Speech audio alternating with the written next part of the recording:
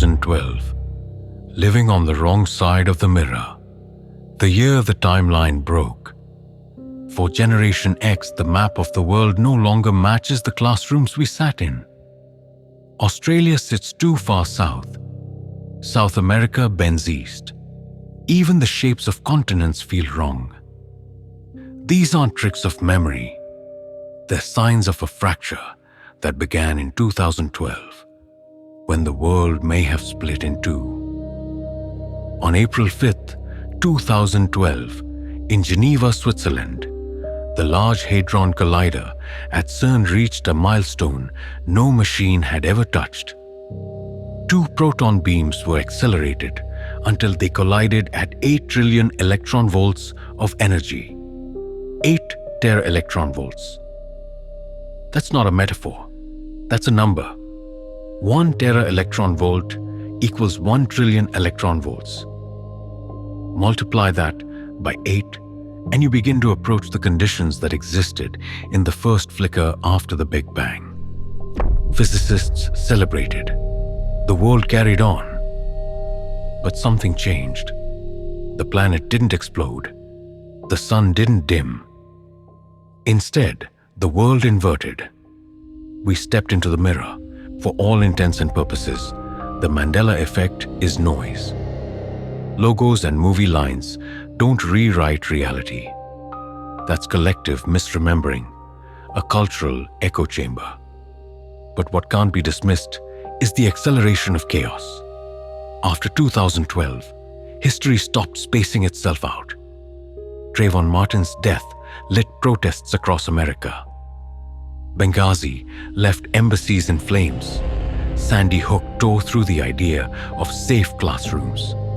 The Boston Marathon bombing turned a city into a crime scene on live television. Then came Ferguson and Baltimore and waves of unrest under floodlights. At the same time, ISIS broadcast executions as if they were ritual theater. Ebola circled the globe. Hurricanes and wildfires chewed through coastlines. And in Charleston, a young man walked into a church, sat with parishioners in prayer, then executed them. It was horror meant to rip a scar open in the American soul. Yes, tragedy has always existed, but after 2012, the cadence changed. Left, right, center. Everyone had their flashpoint. And together, they formed a rhythm of fracture that felt less like history and more like design. By 2013, something deeper was happening. The chaos wasn't just constant, it was becoming normal. Snowden revealed that mass surveillance wasn't theory, it was fact. Cameras, microphones, and algorithms were tracking daily life on a planetary scale. People didn't rebel. They adapted. Terror groups seized entire regions, filming their violence as performance. And the world, exhausted by endless headlines, scrolled past. Volcanoes, hurricanes, epidemics, disasters that once would have defined a decade now blurred together in a matter of months. This was the real crack, not only that reality was destabilizing, but that humanity was adjusting to it. Events that should have changed history forever began to fade in weeks, sometimes days. The mirror wasn't just splitting, it was teaching us to live inside the fracture.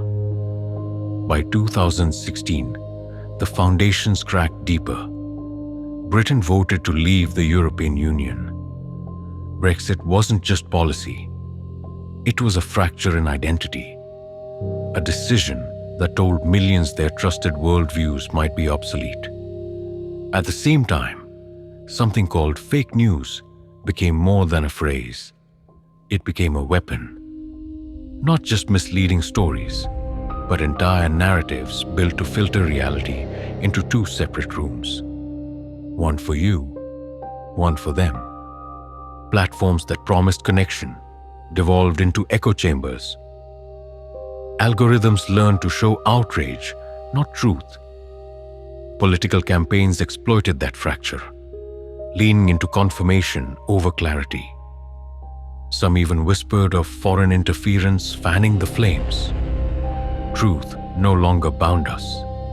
It divided us. We didn't just disagree. We lived in different maps. The fractures didn't stay in human systems. The environment began to glitch. But first came Las Vegas. On October 1st, 2017, a man opened fire from the 32nd floor of a hotel into a music festival crowd below. 60 people were killed. Hundreds more were wounded. It was the deadliest mass shooting in modern American history. And yet, it slipped away. No manifesto, no motive, no explanation.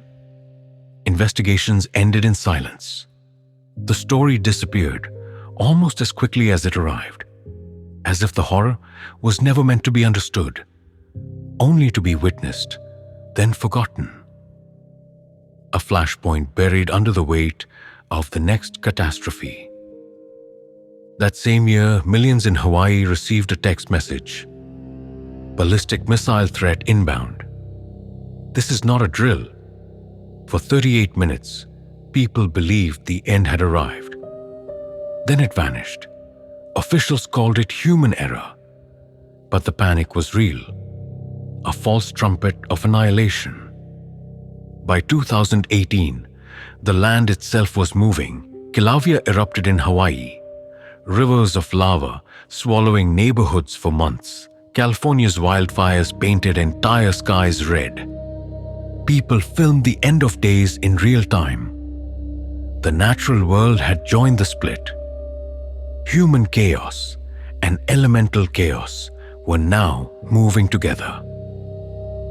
By 2019, the cycle was closing.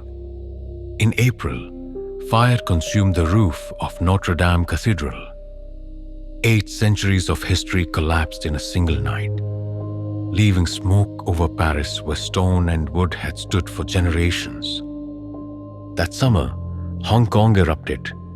Millions filled the streets, masked and defiant, mirrored against lines of armored police. Protest against authority became its own kind of reflection. Crowds facing their own image in shields and batons. And then, in December, came the contagion, a virus that crossed borders without pause. It spread through flights, ports, and cities faster than governments could respond. Within months, it shut down economies, emptied streets, and rewrote daily life across the planet. For years, the fractures showed themselves in memory, in politics, and in nature. In 2020, they carried plague. 7 years after the collider reached its threshold, the world was living inside a new reality. The evidence isn't hidden. It's scattered everywhere. Receipts with spellings that no longer exist. Photographs that disagree with memory. Government records quietly edited. Conversations that repeat themselves. Details that slip when you look too closely. The question is not whether the world inverted. It did. The collider marked the threshold. The years that followed proved it. The question is which side of the mirror you're standing on. There is a way to test yourself. Hold something older than 2012. A letter, a family photograph, an artifact from before the split. Compare it to what the world insists is real now. If it aligns, you may still be anchored. If it does not, you may be the echo. When the beams reached 8 trillion electron volts, reality fractured. 7 years of tribulation followed, and the mirror has not closed. It still walks beside us. It still watches.